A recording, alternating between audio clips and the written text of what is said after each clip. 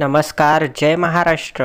विधानसभा निवडणुका जवळ येतच आहे. यातच आता ठाकरेंच्या सेनेनं भाजपला खूप मोठा धक्का दिला आहे. कालच झालेल्या सिनेट निवडणुकीमध्ये ठाकरेंचं वर्चस्व कायम दिसलं आहे. जाणून घेऊया सविस्तर अपडेट. तत्पूर्वी जर तुम्ही आमच्या चॅनलवर नवीन असाल तर रोज ताज्या घडामोडी बघण्यासाठी आमच्या चॅनलला मात्र नक्की सबस्क्राईब करा. राज्याच्या विधानसभेच्या निवडणुकीपूर्वी चर्चेत असलेल्या मुंबई विद्यापीठाच्या सिनेटचा निकाल लागला आहे. यामध्ये आदित्य ठाकरेंच्या नेतृत्वाखाली युवा सेनेने पुन्हा एकदा बाजी मारल्याचं दिसून आलं आहे. आदित्य ठाकरेंच्या युवा सेनेने 10च्या 10 जागा जिंकून भाजप प्रणित अखिल भारतीय विद्यार्थी परिषद म्हणजेच ABVPचा धुव्वा उडवला आहे. गेल्या निवडणुकीत यंदाही युवा सेनेने सिनेटवरील आपलं वर्चस्व कायम ठेवल्याचं दिसून येत आहे.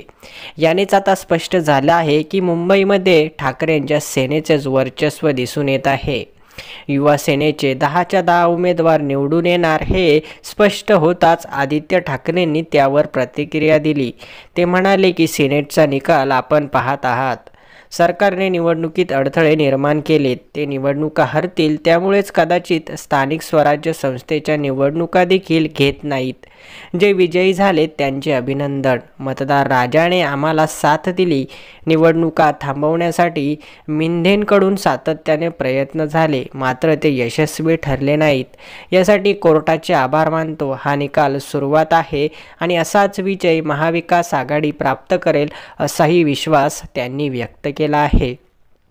मात्र आता जे विजयी उमेदवार आहेत आणि जे पराजित उमेदवार आहेत यांच्यामध्ये देखील मतदाराचा मोठा गॅप आपल्याला बघायला मिळतो. निवडून आलेल्या उमेदवारांना 5,000 पेक्षा जास्त मतदानं मिळाली आहेत, तर जे पराजित उमेदवार आहेत त्यांना 1000च्या आतूनच मतदान झाल्याचं बघायला मिळालं आहे. त्यामुळे हा खूप मोठा फरक मानला जात आहे. आपल्याला काय वाटतंय, त्या निवडणुकीला कोण निवडून येईल? उद्धव ठाकरे पुन्हा मुख्यमंत्री होतील का? आम्हाला कमेंट्स बॉक्समध्ये नक्की कळवा. आणि अशाच रोज बातम्या बघण्यासाठी आमच्या चॅनलला नक्की सबस्क्राईब करा. धन्यवाद.